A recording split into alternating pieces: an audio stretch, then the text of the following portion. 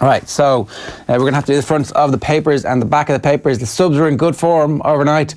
The books stop here. State poll 3 million support. Not 3 million, but anyway. FAI funding halted ahead of Oireachtas quiz today. Dunphy, it's like private club and we need answers. The questions that Eamon Dunphy wants answered, I'll bring them to you in a couple of minutes. Backpage, son of a gun. City stunned by Spurs. Heung-Min Son gave Spurs a vital Champions League edge on a night of VAR drama at the new White Hart Lane. Can we stop calling the VAR and get to VAR and shorten our lives by... There's like the endless hours that we're going to end up talking about. VAR. Let's just call it VAR. Come on. VAR, it's definitely going to happen because we always make things shorter just for ease. But VAR is definitely shortening my life if they're going to make decisions like that last night. Sure. I mean, and then the unfortunate thing is so many people still think that was a penalty. I mean, does anyone play football thinking that, like as somebody said last night, a fish that's basically out of the water, that's flopping on the top of the boat is how players should play anymore, that their hands just can't, I don't know. Anyway, it's going to annoy me.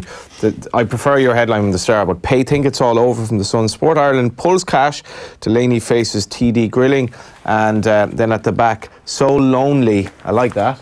FAI faces grilling, Sonny and Scare, Hero Hyun after Kane KO, and of course I get it now. Yeah, the tackle on Kane, Sonny and Scare? Yeah, that Sonny and Cher. It's a good 1970s very with it reference that way over the head of most of the, maybe not, maybe that's the sun readers now. They're like, oh yeah, Sonny and Cher, innit? So I don't know how they come up with these headlines so late at night with deadlines. But Sonny died like I'm not 20 years ago. I'm not going to let on. I know much about Sonny and Cher, but what did you make of the tackle on Kane? I mean, the picture looks pretty bad. When you everything in slow motion looks bad, but it's like ooh, and Pochettino says afterwards he's screwed. That it's the rest of the season more than likely. It's one of those ones that you can't be definite. Like it happens quickly, and in real time it really didn't look so bad, but it looked a bit of a cowardly tackle, to be fair. And apparently it was in retribution for a late tackle from Harry Kane as well. So yeah. That's retribution and retribution. You could break a lad's leg doing that. Yeah, but did Harry Kane, did he deserve a bit of retribution? Is there like an element in football where everybody's going... Kick someone, but don't try to break his leg. Yeah, fair enough. Kick him in the shin. FAI keen to restore trust as funding frozen. Emmett Malone has the front page story on the Times, and then it's just the match reports really, and talking about VAR. Liverpool, a routine 2-0 win. Again, Salah could have been sent off for going over the ball. I think that was a blatant red card. Again, it probably looked a bit worse in the sense that he kind of did go for the ball, but it's that cowardly nature of where you put your studs, and 100% VAR, that's a red card, and that changes everything really, to be fair. It probably would have changed everything, and it would have given Porto a chance of getting a goal back. Liverpool they got a good draw. They've made the most of it. Yeah. They created lots of chances. They look at Man City now in a little bit of trouble. Liverpool could definitely win the Champions League this year. Delaney's £100,000 loan costs FAI grassroots $1 million. Sport Ireland cuts funding over finance concerns ahead of Crunch Showdown. Fine Gael TD criticised Oireachtas committee colleague over FAI comments last year. So no rock story in the middle of all this. Apparently there's an intertextual exchange between himself and John Delaney, which is Rock asking for tickets to be sorted. Delaney texting back saying, yeah, I'll sort you. Delaney critic Rock texted FAI boss in bid to get tickets. Yeah, I read that like with a bit of unease, because like I think all of us at some stage or other like look to get tickets for something or other, and if we get them we feel great and all that. But you know, the timing of that leak in terms of Rock's texting was pretty suspicious, for want of a better word. Well, I think it's in correspondence that the FAI are putting forward to the committee, which is fair enough. Like, so I mean, like, are you really going to sit here in judgment on me when you're like, you know, yeah, I don't texting me for tickets? Yeah, I think maybe you are. In terms of if you want to elect Rock the next day he goes for election, you can make your judgment on that, but I don't think it really changes the nature of the questions he's asking. Humiliation, cut in funding discredits FAI, insists Sadler. Richie Sadler believes the FAI should be embarrassed at having their Sport Ireland funding axed. Yeah, well, absolutely. I mean, I when I read that yesterday, I did genuinely believe this is the beginning of the end for the FAI's board, because this is something that, as the Independent shows, and they put it quite starkly. It's, you know, grassroots football is being at a loss of a million here, and I think this is the sort of thing where when you need regime change, this is going to be a strong help in that regard. I have the Times here as well.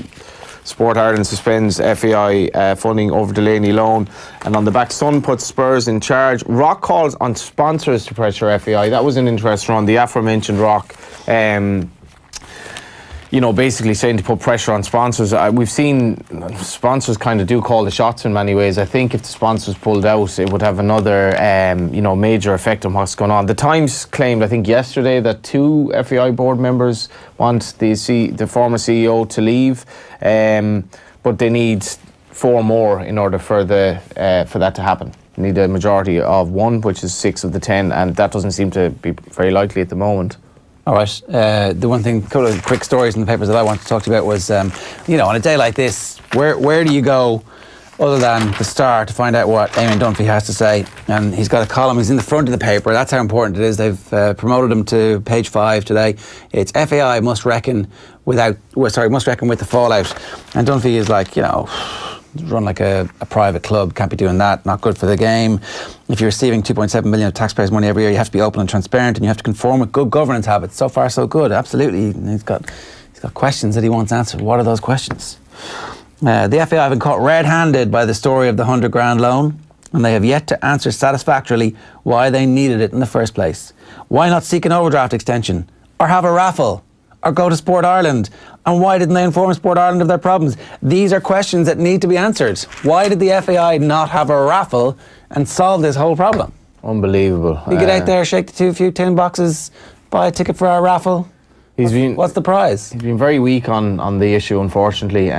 First prize 2 tickets, second prize 10 tickets. Yeah, in fairness, John Delaney does have, you know, he's a very charismatic character. I guess he's become friendly with a lot of people across the media and so on and so forth. But he needs to be stronger than that, Eamon Dunphy. This is a serious issue. Having a raffle thing is like makes no sense. I don't know. Is it a joke? Is it a joke? Is it a joke? Am I missing the joke? Is everybody? Am I getting that gift with the joke flying over my head? Is that like, or is that actually he thinks that this is, you know, economically that? I don't think there's an exclamation mark though. There is not. Can I bring up one last headline? Yeah. Tiger Roll. Official Tiger is the best national winner.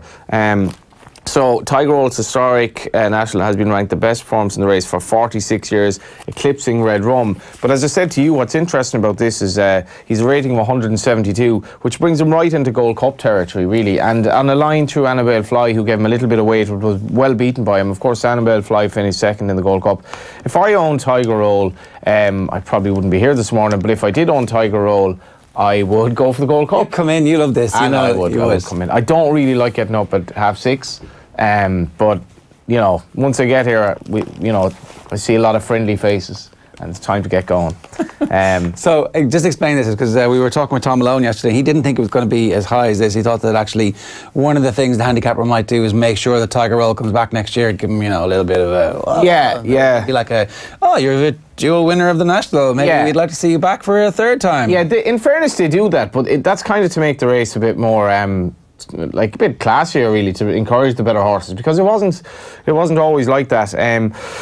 But you know, a handicapper does his job. Also, the fact that handicapping has changed since Phil Smith left. Possibly they do things a little bit differently. He was a bit of it was a bit hard character to agree with at times. But there's been an interesting kind of difference of opinion between Michael O'Leary and Gordon Elliott after the race, where Michael O'Leary sort of said, no, you know, would let him go out in a high next year without running the national. But Gordon Elliott was like, why not? And I mean, why not go for 3 in a row? You know, why not? I know he'd have top weight, but I don't know if top weight would have stopped him last Saturday. You know, he won with such ease. And Red Rum was first, second, first in 5 years. And it's not bad. The only thing about the race as well, I will say that watching Magical Light come through one of the fences, they've changed it to such an extent now that it really, the jumping test is, you can brush through a lot of them, like you can nearly jump about 2/3 up and still get through them, because it's like kind of glorified twigs off a Christmas tree that you'll just manage easily. And it's not the biggest jumping test at all compared to what it was. I think it was definitely too strenuous, but at the moment I'm not sure it's strenuous enough. So and that's why Tiger Roll can. You're predicting a Gold Cup next year for Tiger Roll. I'm not predicting that, but I think they should definitely think about it, because why not? I mean, his rating gives him a chance, and he loves Cheltenham as well. We shouldn't forget that. And this horse, ridiculously for his age, he seems like he's actually a lot better this year than he was last year. I don't know why. And I have a theory that going over the cross-country obstacles has freshened up his mind, and he's just gotten to love the game a lot more, because he was a Triumph Hurdle winner, and generally he looked like he lost his confidence and he'd gone off the boil. But something happened, and at this stage of his life, there's hope for us all. You know, for a horse who looked like he was one of those great minors, Ger, that never made it as a senior, but then he blossomed in his late 20s. There you go. Yeah. The stereotypical late Irish bloomer. The drink ruins them early, and then they recover, and it's like, actually, you know what? I'm really good at this. I should have done it earlier. Yeah.